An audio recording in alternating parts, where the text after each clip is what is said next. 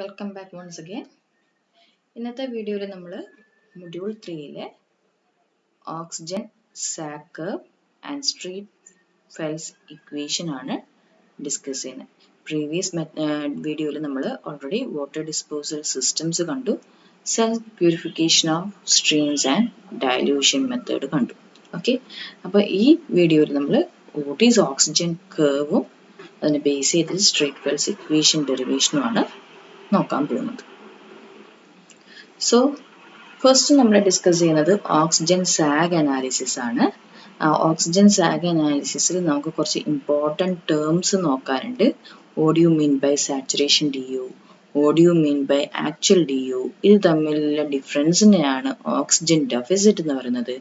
Then what do you mean by critical deficit, then how does a deoxygenation curve and reoxygenation curve looks like, and based on all this derivation of straight Fels equation. അപ്പോൾ first നമുക്ക് എന്താണ് ഒരു saturation DO എന്ന് നോക്കാം. Last വീഡിയോയിൽ നമ്മൾ different zones of pollution in a stream കണ്ടിട്ടുണ്ടായിരുന്നു. അതിൽ തന്നെ ഒരു പൊല്യൂഷൻ വന്നു കഴിഞ്ഞാൽ ആ ഫസ്റ്റ് സോണിനെയാണ് നമ്മൾ decomposition zone or zone of degradation എന്ന് പറയും. ദെൻ ആക്റ്റീവ് ഡികമ്പോസിഷൻ അല്ലെങ്കിൽ സെപ്റ്റിക് സ്റ്റേജ് എന്ന് പറയും. Then recovery zone and finally the clean zone. ഇങ്ങനെയാണ്. അപ്പം ഏതൊരു പുഴയിലാണെങ്കിലും ഒരു നോർമൽ സ്ട്രീമിലാണെങ്കിൽ if there is no pollution, maximum oxygen ആ സ്ട്രീമിന്റെ നാച്ചുറൽ കപ്പാസിറ്റിയിൽ മാക്സിമം ഓക്സിജൻ ഡിസോൾവ് ആയിട്ടുണ്ടാവും. ആ ഡിസോൾവിങ് കപ്പാസിറ്റി, ആ മാക്സിമം DOനെയാണ് നമ്മൾ സാച്ചുറേഷൻ DO എന്ന് പറയാം. അപ്പൊ ഇവിടെ നോക്കൂ, ഈ ക്ലീൻ വാട്ടർ സോണിൽ ഈ ഒരു ബോൾഡ് ബ്ലൂ ലൈനിനെയാണ് ഇവിടെ സാച്ചുറേഷൻ DO എന്ന് പറയുന്നത്. ദ മൊമെന്റ് എ പൊല്യൂഷൻ, ഒരു sewage is there in the river, this starts decreasing. എങ്ങനെയാണ് ഡിക്രീസ് ചെയ്യുന്നത്? നമുക്കത് ഓർഗാനിക് ഡികമ്പോസിഷൻ ഓക്സിജൻ ആവശ്യമാണെന്നറിയാം. അപ്പോൾ ആ മൊമെന്റ് മുതൽ ഓക്സിജൻ, വെള്ളത്തിലുള്ള ഓക്സിജൻ കണ്ടന്റ് കുറഞ്ഞു വരും. അപ്പൊ ആ വാട്ടറിൽ മാക്സിമം ഹോൾഡ് ചെയ്യാൻ പറ്റുന്ന മാക്സിമം കപ്പാസിറ്റിയിലുള്ള DOനെയാണ് എന്ത് പറയുന്നത്? Saturation DO.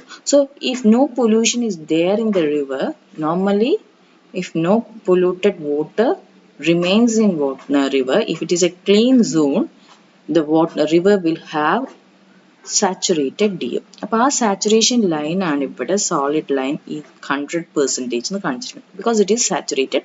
ആ റിവറിന്റെ ഫുൾ കപ്പാസിറ്റിയിൽ 100% DO കണ്ടന്റ് ഉണ്ട്. ഓക്കെ, ഇനി നമുക്ക് പൊല്യൂഷൻ വന്നു കഴിഞ്ഞാൽ എന്ത് സംഭവിക്കും? DO കണ്ടന്റ് കുറയും. Suppose if I take A point over here, അപ്പൊ ഈ നിമിഷത്തിൽ ഇവിടെയുള്ള DO എത്രയാണോ അതിനെയാണ് നമ്മൾ എന്ത് പറയുന്നത്? Actual DO. അതായത് സാച്ചുറേഷൻ DO അല്ല, some oxygen is utilised for decomposition, BOD meet ചെയ്യാൻ വേണ്ടി യൂസ് ചെയ്തിട്ടുണ്ട്. അതുകൊണ്ട് തന്നെ നിലവിൽ ഇവിടെ ഓക്സിജൻ കുറവാണ്. അപ്പൊ എത്രയാണോ ഉള്ളത് ആ മൊമെന്റിൽ, ആ ടൈമിൽ എത്രയാണോ ഉള്ളത് അതിനെ നമ്മൾ എന്ത് പറയുന്നു? Actual DO. Now the difference between these two, saturation DO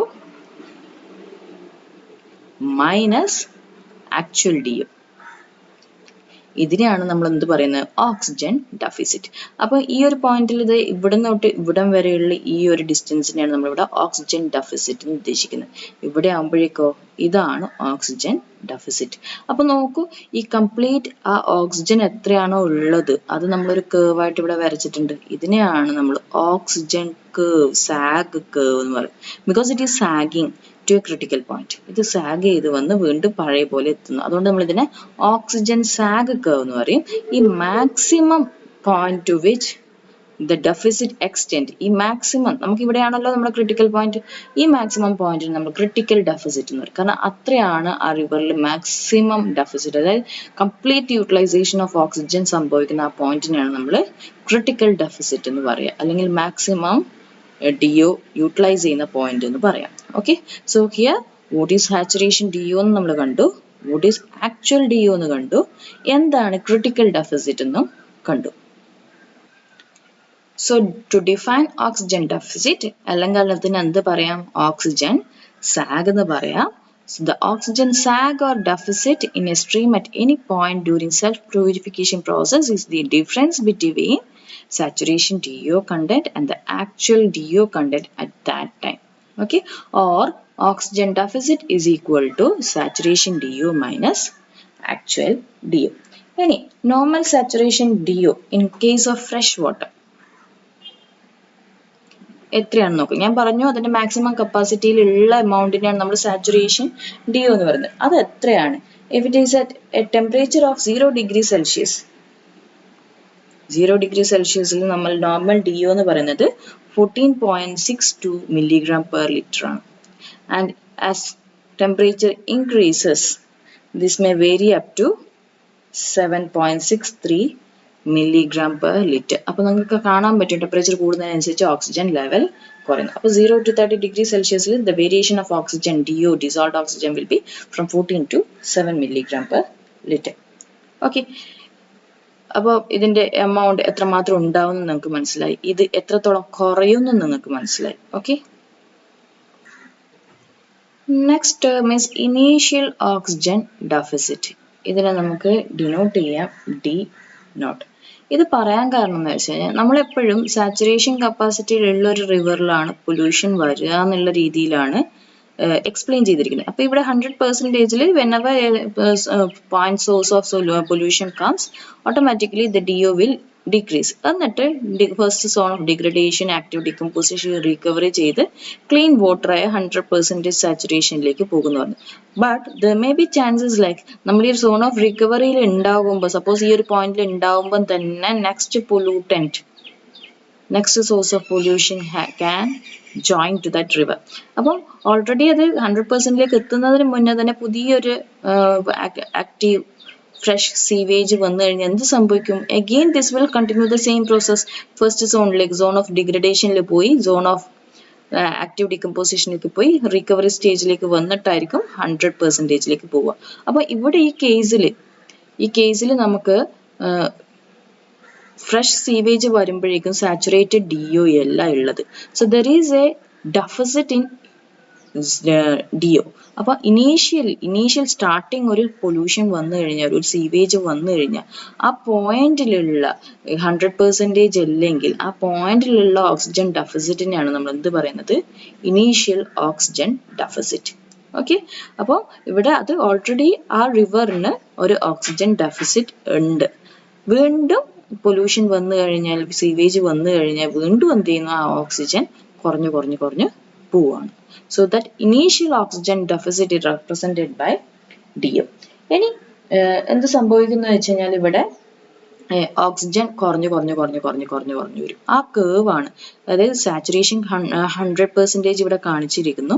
ഇവിടെ ഇത് കുറഞ്ഞു വരുന്നു. ഈ കേവിനെയാണ് ഓക്സിജനേഷൻ കേവ് എന്ന് പറയുന്നത്. അതായത് ഓക്സിജന്റെ അളവ് അവിടെ കുറഞ്ഞു വരും. എത്രമാത്രം പൊല്യൂട്ടന്റ് ഉണ്ട്, എത്രമാത്രം സീവേജ് ഉണ്ട്, അല്ലെങ്കിൽ എത്രമാത്രമാണ് റിക്വയർഡ് BOD, അതായത് ആ പൊല്യൂട്ടന്റിനെ ഡികമ്പോസ് ചെയ്ത് ക്ലിയർ വാട്ടർ സോണിലേക്ക് വരുത്തിക്കാൻ വേണ്ടി എത്രമാത്രം BOD ആവശ്യമാണ്, ബയോളജിക്കൽ ഓക്സിജൻ ഡിമാൻഡ് ആവശ്യമാണ്, അത്രമാത്രം ഓക്സിജൻ യൂട്ടിലൈസ് ചെയ്യും. So this curve, the initial stage of this curve represent the BOD curve itself. എങ്ങനെയാണ് ഒരു BOD curve പെർഫോം ചെയ്യുന്നത്? അതേ രീതിയിൽ തന്നെ നമ്മൾ കണ്ടു. ഒരു പ്ലെയിൻ റിവർ ആണെങ്കിൽ വിത്ത് ക്ലീൻ വാട്ടർ ആണെങ്കിൽ the initial BOD level will be like this. Once the pollutant enters to the river, this peaks up. അല്ലെ, പീക്സ് അപ്പ് ചെയ്ത് ഇത്രയും BOD നമുക്ക് ആവശ്യമാണ്, ഇത് ഡികമ്പോസ് ചെയ്ത് കളയാൻ വേണ്ടി ഇത്രയും BOD നമുക്ക് ആവശ്യമാണ്. അപ്പോൾ as time passes what happens? The BOD curve will slowly start decreasing. Right, ആ കർവ് തന്നെയാണ് ഇവിടെ ഓക്സിജനേഷൻ കർവ് ആയിട്ട് റെപ്രസെന്റ് ചെയ്യുന്നത്. So this curve represented as second curve is deoxygenation curve, അല്ലെങ്കിൽ ഇത് BOD curve എന്ന് തന്നെ പറയാം. അതുകൊണ്ട് ഈ കർവിന്റെ ഇക്വേഷൻ എന്ന് പറയുന്നത് നമുക്ക് സെയിം ഇക്വേഷൻ ഓഫ് BOD എടുക്കാം. LT/L0 equal to e⁻⁻kt or this is equal to 10⁻⁻kt. അപ്പൊ നിങ്ങൾ ഇവിടെ ശ്രദ്ധിക്കുക, പ്രോബ്ലത്തിൽ ടു ദ ബേസ് E ആണ് വരുന്നെങ്കിൽ ഈ ഇക്വേഷൻ യൂസ് ചെയ്യുക. ടു ദ ബേസ് 10 ആണെങ്കിൽ LT/L0 equal to 10⁻⁻kt use ചെയ്യാം. അപ്പൊ യൂണിവേഴ്സിറ്റി ക്വസ്റ്റ്യൻ പേപ്പറിൽ മിക്കവാറും നിങ്ങൾക്ക് വരുന്ന ക്വസ്റ്റ്യൻസും ഒക്കെ ടു ദ ബേസ് 10 ആയിരിക്കാം. പക്ഷെ മൾട്ടിപ്പിൾ ചോയ്സ് ക്വസ്റ്റ്യൻസും അങ്ങനത്തെ നമ്മുടെ ഹയർ ലെവൽ ഈ എക്സാംസിനൊക്കെ ജോബ് ഓറിയന്റഡ് എക്സാംസിനൊക്കെ മിക്കവാറും ഇത് ശ്രദ്ധിച്ച് ചെയ്യേണ്ടി വരും. To the base e and to the base 10 രണ്ടും ശ്രദ്ധിച്ചിട്ട് ഏത് ഇക്വേഷൻ ആണ് യൂസ് ചെയ്യേണ്ടത് അതിനനുസരിച്ച് യൂസ് ചെയ്യുക. അപ്പോൾ ഈ ഡീഓക്സിഡേഷൻ കർവിനെ റെപ്രസെന്റ് ചെയ്യുന്ന ഇക്വേഷൻ ഏതാണ്? ബിയോഡിയുടെ ഇക്വേഷൻ തന്നെയാണ് LT/L0 = 10⁻⁻⁻. ഇനി ഇവിടെ ഓക്സിജൻ ഡിപ്ലീഷൻ സംഭവിക്കുന്നുണ്ട്. ഓർഗാനിക് ഡീകമ്പോസിഷൻ സംഭവിക്കാൻ വേണ്ടിയിട്ട് യൂട്ടിലൈസേഷൻ ഓഫ് ഓക്സിജൻ അവിടെ നടക്കുന്നുണ്ട്. അതുകൊണ്ട് തന്നെ ആ റിവറിലുള്ള ഓക്സിജൻ ഡിപ്ലീഷൻ നടക്കുന്നുണ്ട്. ആ ഡിപ്ലീഷൻ കർവിനെയാണ് നമ്മൾ എന്ത് പറയുന്നത്? Deoxygenation curve. Similarly due to aeration regeneration of oxygen also happens. Regeneration of oxygen also happens. അപ്പം അത് എപ്പോഴൊക്കെയാണോ നമ്മുടെ ഓക്സിജൻ കുറയുന്നത് ഓട്ടോമാറ്റിക്കലി അതേ പോയിന്റിൽ തന്നെ അതേ സമയത്ത് തന്നെ അവിടെ reaeration oxygen dissolving of oxygen into water from air അതും അവിടെ നടക്കുന്നുണ്ട്. ആ റീഓക്സിജനേഷൻ കേർവ് ആണ് ഈ കേർവ് 3 ആയിട്ട് കാണിച്ചിരിക്കുന്നത്.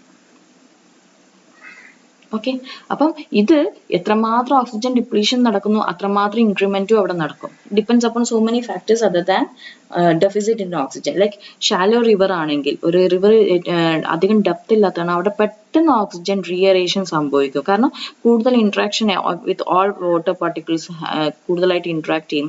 ആ രീതിയിൽ പെട്ടെന്ന് ഓക്സിജൻ ഡിസോൾവിങ് നടക്കും. നേരെ മറിച്ച് ഡെപ്ത് കൂടുന്നതിനനുസരിച്ച് bottom portion of the water it may not have sufficient oxygen.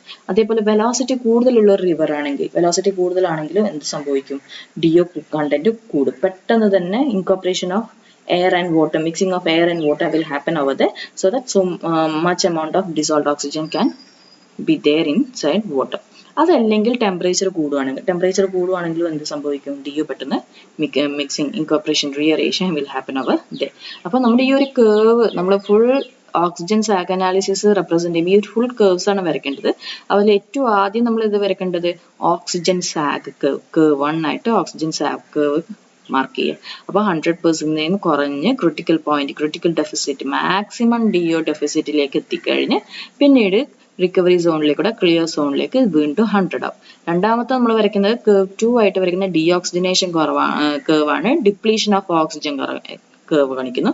അതേ സമയത്ത് തന്നെ ഓക്സിജൻ അളവ് വാട്ടറിന്റെ അകത്തേക്ക് ഇൻകോർപ്പറേഷൻ റീഅറേഷൻ സംഭവിക്കുന്നുണ്ട്. ഓക്സിജൻ അളവും കൂടും. അതാണ് റീഓക്സിജനേഷൻ കേർവ് വരും. അപ്പൊ ഇവിടെ ശ്രദ്ധിക്ക്, ഒരു പരിധിയിൽ കഴിഞ്ഞ് അതേ ഒരു പോയിന്റ് കഴിയുമ്പോഴേക്ക് റീഓക്സിജനേഷൻ കേർവ് മുകളിലോട്ടും മറ്റേ ഡീഓക്സിജനേഷൻ കേർവ് നന്നായിട്ട് താഴോട്ടുമാണ് പോകുന്നത് അല്ലെ.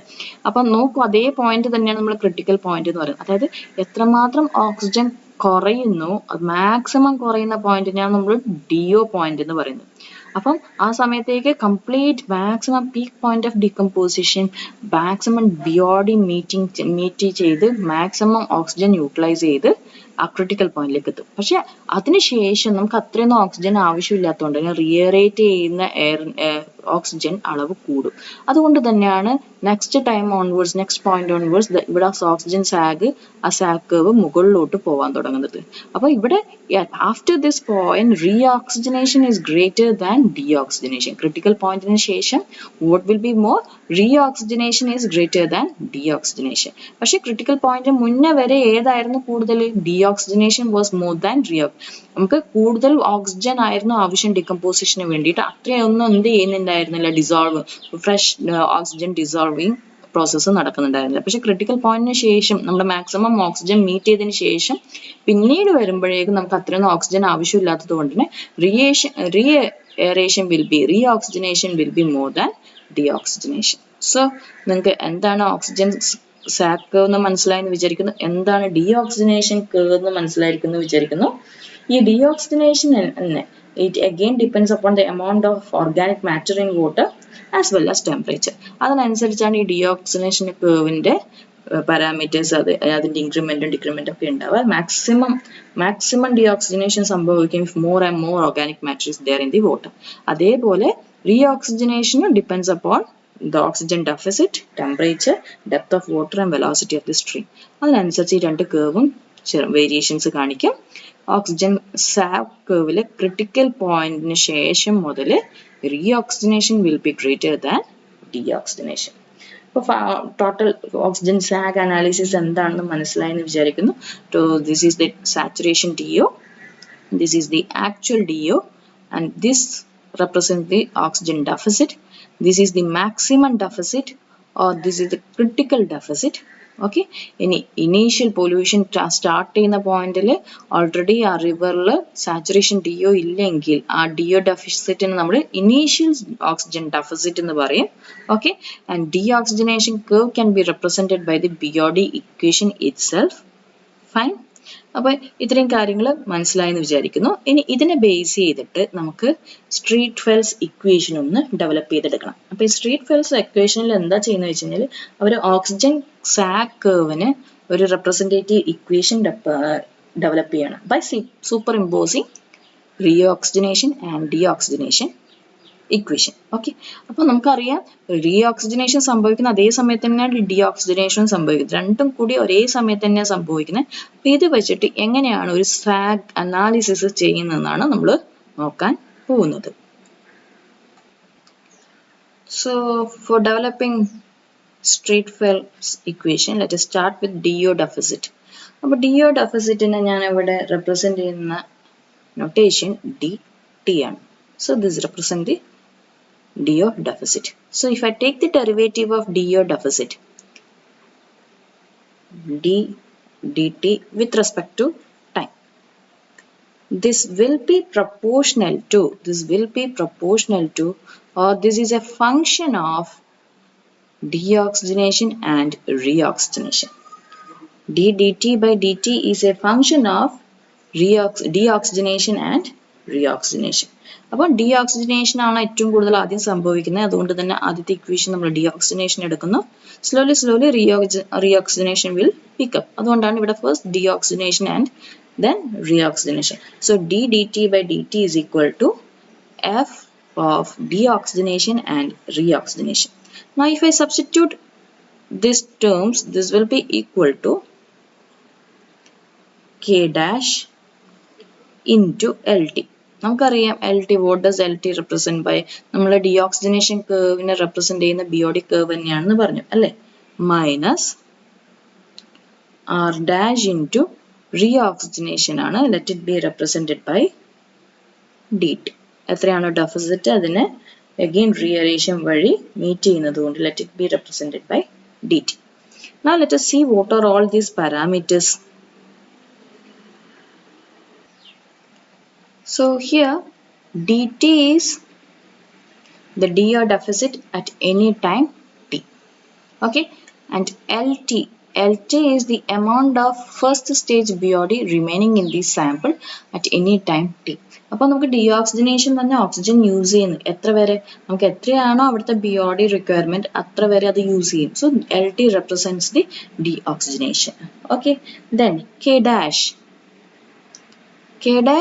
the BOD reaction rate constant or deoxygenation constant to the base E. നമ്മൾ നേരത്തെ e⁻ (10⁻⁻) എന്ന് പറയുന്നില്ലേ, അത് തന്നെയാണ് ഇവിടെ K dash ആയിട്ട് റെപ്രസെന്റ് ചെയ്യുന്നത്. Similarly R dash reoxygenation constant ആണ് to the base E. T is time in days. Okay, now ddt by dt it represents the rate of change of DO deficit. അപ്പോൾ എല്ലാ പാരാമീറ്റേഴ്സും ആയാലോ. The rate of change of DO deficit is a function of deoxygenation and reoxygenation, or this is equal to K dash into LT, which represents the amount of first stage BOD, minus R dash into DT. DT represents the DO deficit. Okay, but we know that what is LT by L0? LT by L0 is equal to e raised to minus K dash T. ഇവിടെ ഞാൻ K dash കൊടുത്തോണ്ടാണ് Kക്ക് പകരം ഇവിടെ K dash കൊടുക്കുന്നത്. Okay, where L0 is the BOD remaining at any time T. BOD remaining at at any time at a time T equal to 0. അല്ലെങ്കിൽ ultimate BOD. ഇത്രയും BOD ആണ് നമ്മുടെ organic matter complete ഡികമ്പോസിഷന് വേണ്ടിയിട്ട് നമുക്ക് ആവശ്യമുള്ളത്. അപ്പോൾ ഇത് നമ്മൾ എന്ത് ചെയ്യുക, ഇതിലേക്ക് സബ്സ്റ്റിറ്റ്യൂഷൻ കൊടുക്കുക. ഓക്കെ, ഈ ഇക്വേഷനിലേക്ക് സബ്സ്റ്റിറ്റ്യൂഷൻ കൊടുക്കുക. So what happens over here, ddt by dt this will be equal to K dash into LTക്ക് പകരം എന്ത് കൊടുക്കുക, L0 into e raised to minus KT. So L0 into e raised to minus K dash T minus R dash dt. So ഈ equation 1ലേക്ക് നമ്മൾ equation 2 represent ചെയ്ത് input ചെയ്ത് നമ്മൾ develop ചെയ്ത പുതിയൊരു equation, let it be equation 3. Now let us rearrange this equation 3. If you rearrange it, d dt by dt plus r dash into dt, അപ്പോൾ dt terms ഒക്കെ ഒരു സൈഡിലേക്ക് വന്നു. This is equal to k dash L naught into e raised to minus k dash t. ഈ equation എന്ന് പറയുന്നത് ഒരു first degree differential equation ആണ്. Okay, so differential equation ഒരു first degree differential equation solve ചെയ്യേണ്ട സ്റ്റാൻഡേർഡ് പ്രൊസീജിയർ യൂസ് ചെയ്തിട്ട് നമ്മൾ ആ സോൾവിങ്ങിലേക്കൊന്നും പോകുന്നില്ല, മാത്തമാറ്റിക്സ് സോൾവിങ്ങിലേക്കൊന്നും പോകുന്നില്ല. ഫൈനൽ ഇക്വേഷൻ മാത്രമാണ് ഇവിടെ എടുക്കുന്നത്.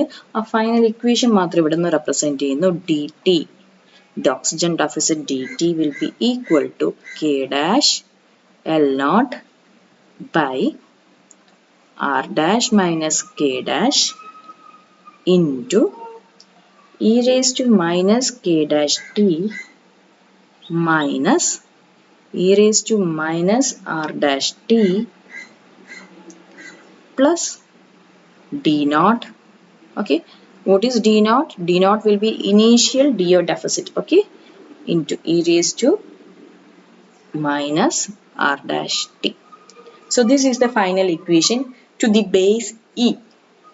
ഇതേ ഇക്വേഷൻ ടു ദ നമുക്ക് logarithmic base to the base 10 ചെയ്യണമെങ്കിൽ ഇതേ ഇക്വേഷൻ ഒന്ന് റീഅറേഞ്ച് ചെയ്യണം. D T is equal to the base 10 ആണെന്ന് കാണിക്കാൻ വേണ്ടിയിട്ട് K L not divided by R minus K into E raise to minus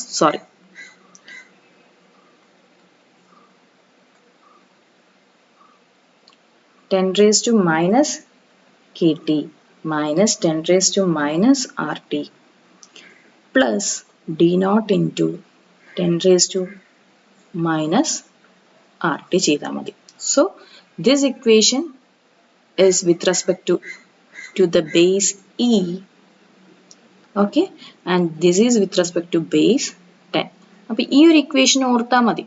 okay, പിന്നെ ക്വസ്റ്റ്യനിൽ സ്പെസിഫിക്കലി എടുത്ത് പറഞ്ഞിട്ടുണ്ട് ടു ദ ബേസ് ഇ ആണെങ്കിൽ മാത്രം എന്ത് ചെയ്യുക, ഇക്വേഷൻ യൂസ് ചെയ്യുക. Other than that you have to use this equation. This equation is known as the Streeter-Phelps equation.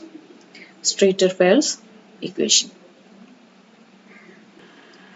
So if you take up the oxygen sac curve, ഈ oxygen sac കർവിൽ ഈ ഒരു കർവിനെ represent ചെയ്യുന്ന Streeter-Phelps equation ആണ് ഇത്. അതേപോലെ what will be the equation for the critical deficit, അതും കൂടി ഒന്ന് നമുക്ക് ഇവിടെ തന്നെ ചെയ്യാം. For critical deficit, അതായത് critical deficit എന്ന് പറയുമ്പോൾ rate of change of DO deficit, this will become 0. അതായത് maximum DO നമുക്ക് യൂട്ടിലൈസേഷൻ നടന്നു, അതായത് ഇനി no more oxygen is left out to utilize. ആ ഒരു പോയിന്റിനാണ് നമ്മൾ ക്രിട്ടിക്കൽ ഡെഫിസിറ്റ് അല്ലെങ്കിൽ മാക്സിമം DO എന്ന് പറയുന്നത് അല്ലേ. അപ്പോൾ അവിടെ എന്താ സംഭവിക്കുന്നത്, equation will automatically become dt by dt, ddt by dt will be equal to 0. അത് നമ്മൾ ഇങ്ങോട്ട് സബ്സ്റ്റിറ്റ്യൂട്ട് ചെയ്യുകയാണെങ്കിൽ the equation will become like this. dz is, because it is critical deficit, dz will be equal to k by r into L naught into